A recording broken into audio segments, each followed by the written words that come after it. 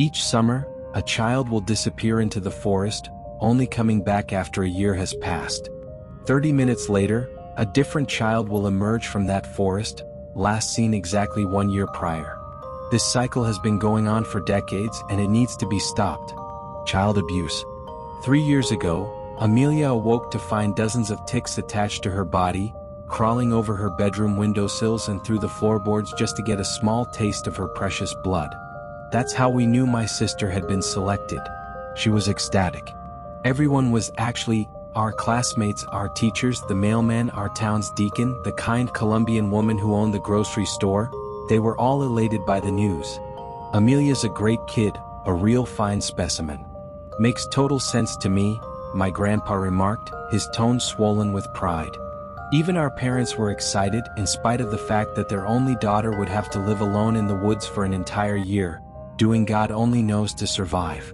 The night of the summer solstice, Amelia would leave, and the previous year's selected would return, passing each other for a brief moment on the bridge that led from Camp Ehrlich to an isolated plateau of land known as Glass Harbor. You see, being selected was a great honor. It wasn't some overblown richest kid wins popularity contest either. There were no judges to bribe, no events to practice for, no lucky winners or shoo-ins for the esteemed position. Selection was pure because nature decided. You were chosen only on the grounds that you deserved the honor, an unbiased evaluation of your soul, through and through. The town usually had a good idea who that person was by early June. Once nature decided, there was no avoiding their messengers. Amelia could have bathed in a river of insect repellent, and it wouldn't have made a damn bit of difference.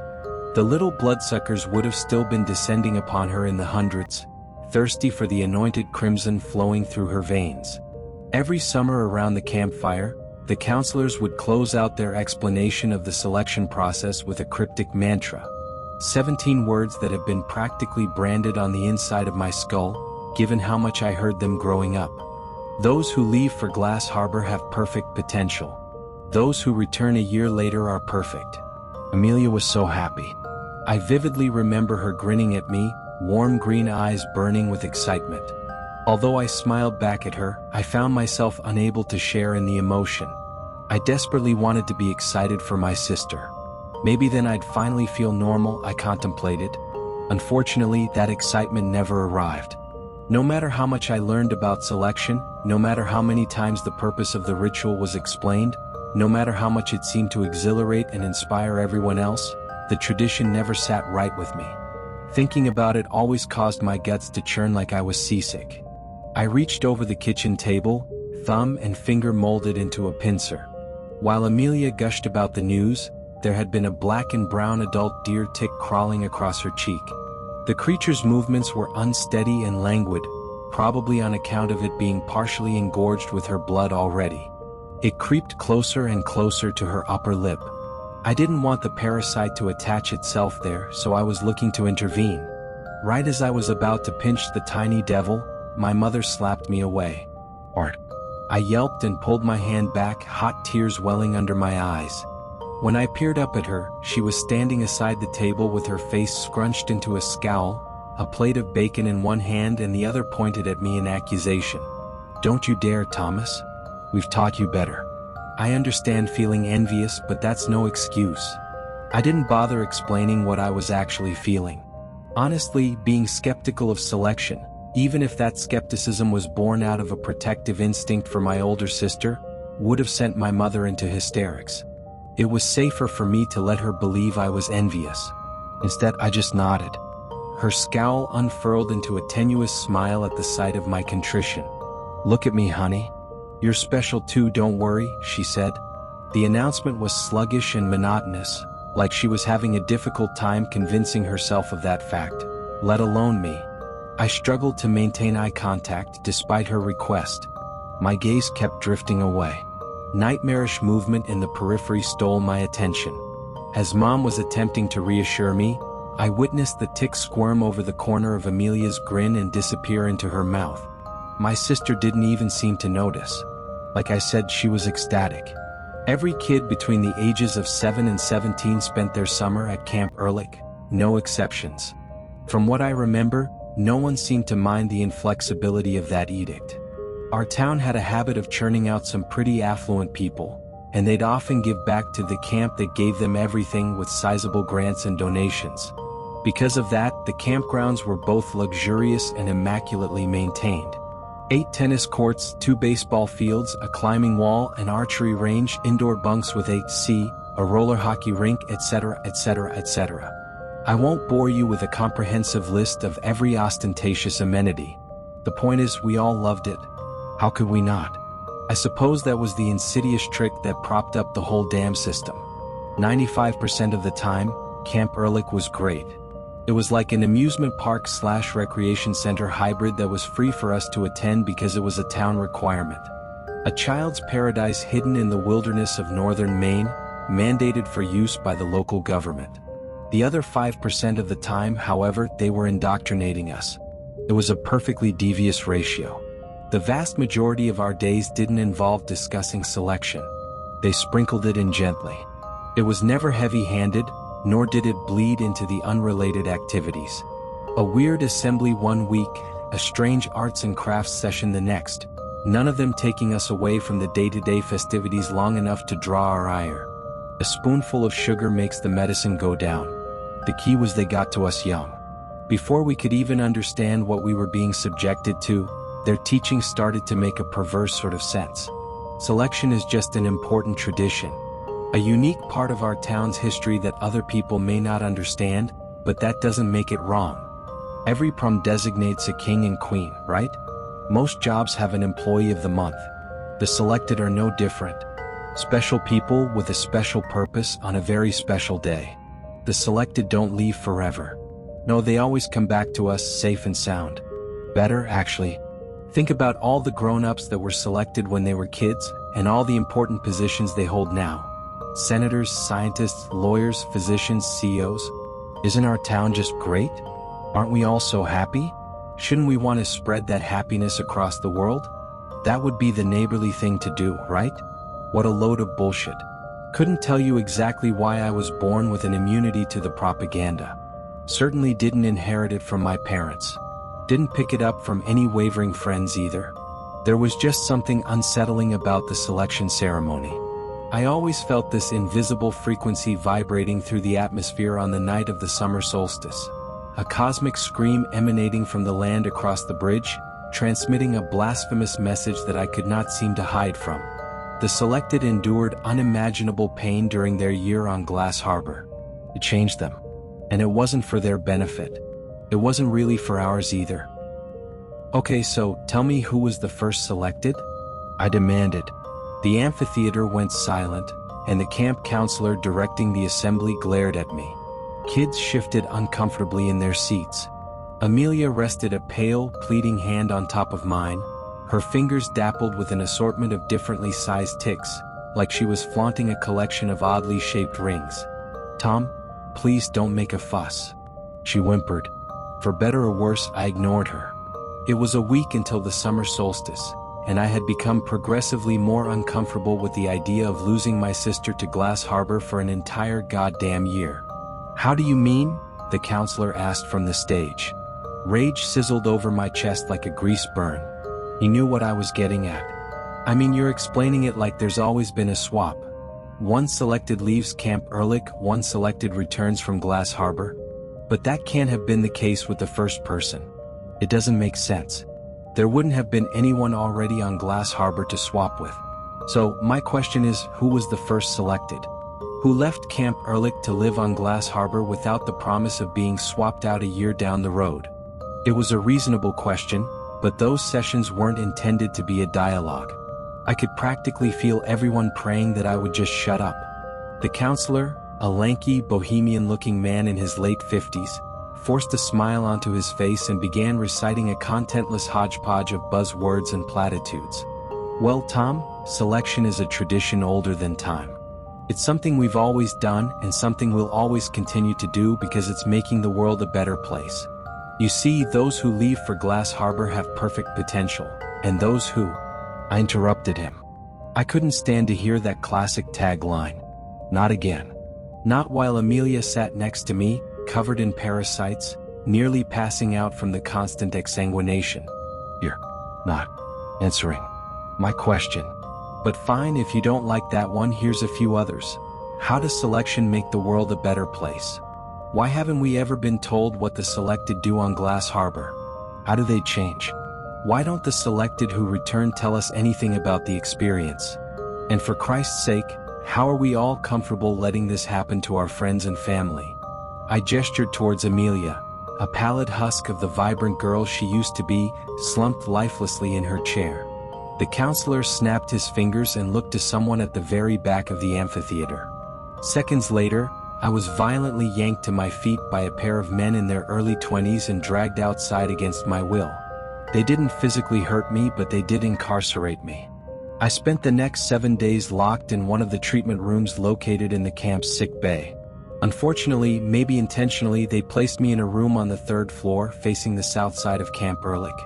That meant I had an excellent view of the ritual grounds, an empty plot of land at the edge of camp. A cruel choice that only became crueler when the summer solstice finally rolled around. As the sun fell, I paced around the room in the throes of a panic attack. I slammed my fists against the door, imploring them to let me out. I'm sorry for the way I behaved. Really, I wasn't thinking straight. I begged. Just please, let me see Amelia one last time before she goes. No response. There was no one present in the sick bay to hear my groveling. Everyone, the staff, the kids, the counselors, were all gathered on the ritual grounds. No less than 1,000 people singing, lighting candles, laughing, hugging, and dancing. I watched one of the elders trace the outline of Amelia's vasculature on her legs and arms in fine black ink. A ceremonial marking to empower the 16-year-old for the journey to come. I tried not to look, but I couldn't help myself. The crowd went eerily silent and averted their eyes from Amelia and the pathway that led out of Camp Ehrlich, as was tradition. For the first time in my life, I did not follow suit. My eyes remained pressed against the glass window, glued to my sister. She was clearly weak on her feet. She lumbered forward, stumbling multiple times as she pressed on, inching closer and closer to the forest. As instructed, she followed the light of the candles into a palisade of thick, ominous pine trees. Supposedly, the flickering lights would guide her to the bridge. And then Amelia was gone, swallowed whole by the shadow-cast thicket. I never got to say goodbye. 30 minutes later, another figure appeared at the forest's edge. Damien, last year's selected, walked quietly into view. He then rang a tiny bell he'd been gifted before leaving 365 days prior. That's all the counselors ever gave the selected. No food, no survival gear, no water. Just an antique handbell with a rusted, greenish bell bearing. The crowd erupted at the sound of his return. Once the festivities died down, they finally let me out of my cage. Over the next year, I continued to feel the repercussions of my outburst. When I arrived home from camp in the fall, my parents were livid. They had been thoroughly briefed on my descent. Dad screamed. Mom refused to say anything to me at all. Grandpa just held a look of profound sadness in his eyes, though I'm not sure that was entirely because of his disappointment in me. I think he missed Amelia. God, I did too. None of my classmates RSVP'd for my 14th birthday party. Not sure if their parents forbade them from attending, or if they themselves didn't want to be associated with a social pariah. Either way, the rejection was agonizing. For a while, I was broken. Didn't eat, didn't sleep. Didn't really think much. No, I simply carried my body from one place to another. Kept up appearances as best I could. Unilateral conformity seemed like the only route to avoiding more pain. One night, that all changed. I was cleaning out the space under my bed when I found it. The homemade booklet felt decidedly fragile in my hands. I sneezed from inhaling dust and I nearly ended up snapping the thing in half. When Amelia and I were kids, back before I'd even been introduced to Camp Ehrlich, we used to make comics together. The one I cradled in my hands detailed a highly stylized account of how me and her had protected a helpless turtle from a shark attack at the beach. In the climatic panels, Amelia roundhouse kicked the creature's head while I grabbed the turtle and carried it to safety. Beautifully dumb and tragically nostalgic, that booklet reawakened me.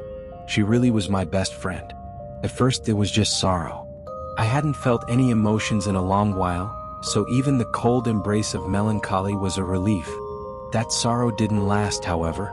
In the blink of an eye, it fell to the background, outshined by this blinding supernova of white-hot anger. I shot a hand deeper under the bed, procured my old Little League bat, gripped the handle tightly and beat my mattress to a pulp. Battered the poor thing with wild abandon until my breathing turned ragged. The primordial catharsis felt amazing. Not only that, but I derived a bit of a wisdom from the tantrum. What I did wasn't too loud, and I expressed my discontent behind closed doors. A tactical release of rage in direct comparison to my outburst at Camp Ehrlich the summer before. Expressing my skepticism like that was short-sighted. It felt like the right thing to do, but God was it loud. Not only that, but the display outed me as a non-believer, and what did I have to show for it? Nothing. Amelia still left for Glass Harbor, and none of my questions received answers. Because of course they didn't. The people who kept this machine running wouldn't be inclined to give out that information just because I asked with some anger stewing in my voice. If I wanted answers, I'd need to find them myself. And I'd need to do it quietly. 4 months later, I was back at Camp Ehrlich. Thankfully, the counselors hadn't decided to confine me as a prophylactic measure on the night of the solstice. I did a good job convincing them of my newfound obedience, so they allowed me to participate in the festivities. That year's selected was only 10 years old, a shy boy named Henry. I watched with a covert disgust as the counselors helped him take his iron pills every morning, trying to counterbalance the anemic effects of his infestation. Everyone bowed their heads and closed their eyes. As I listened to the sad sounds of Henry softly plodding into the forest, I reviewed what I'd learned about Glass Harbor through my research. Unfortunately, I hadn't found much. Maybe there wasn't much out there to find, or maybe I wasn't scouring the right corners of the internet. What I discovered was interesting, sure, but it didn't untangle the mystery by any stretch of the imagination either. Still, it had been better than finding nothing, and Amelia was due to return that night. I wanted to arm myself with as much knowledge as humanly possible before I saw her again.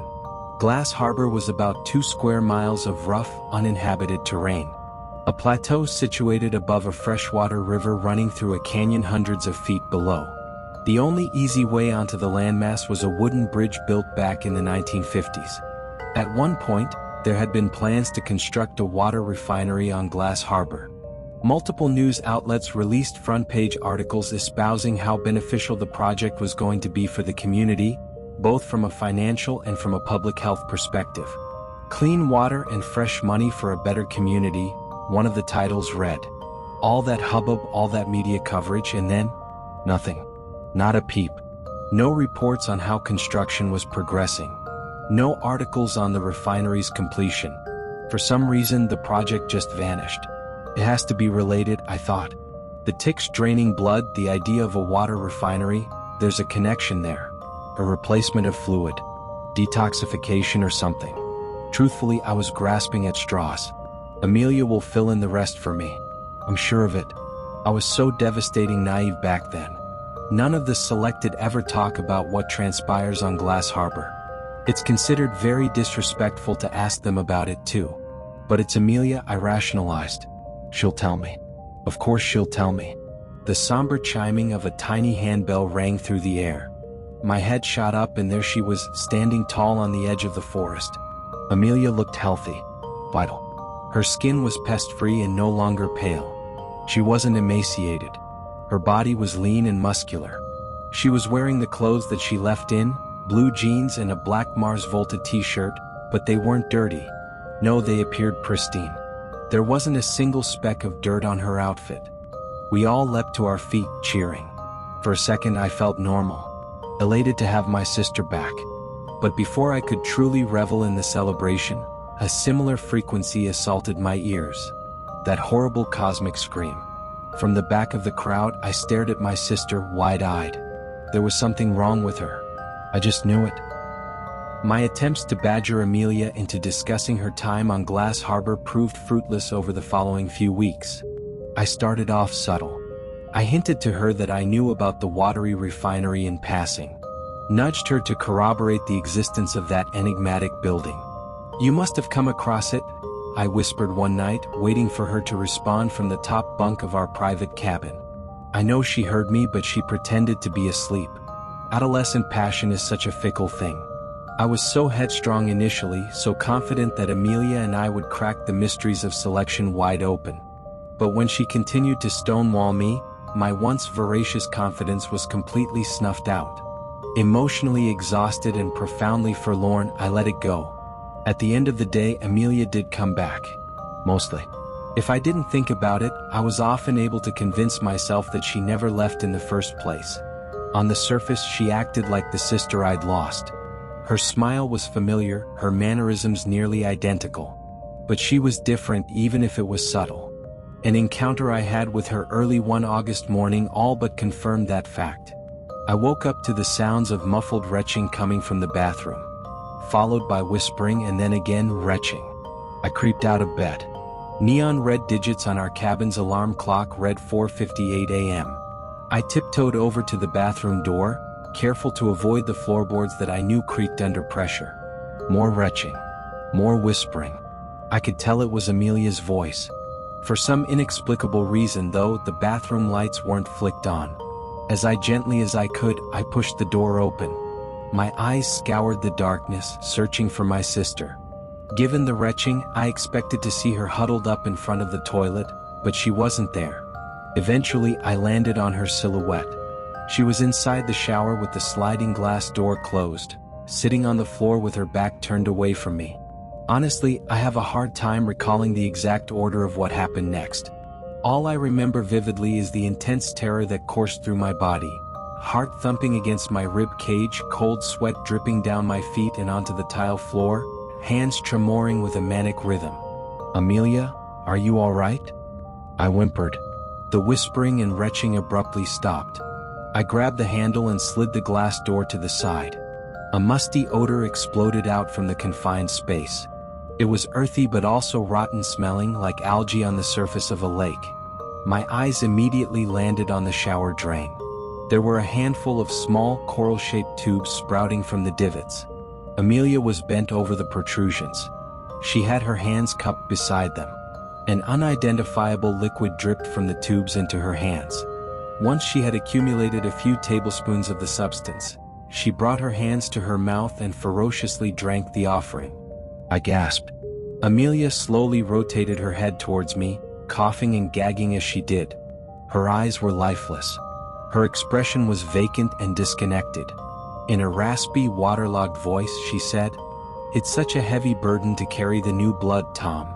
The previously inert tubes rapidly extended from the drain and shot towards me. I screamed. Or I thought about screaming. It all happened so quickly.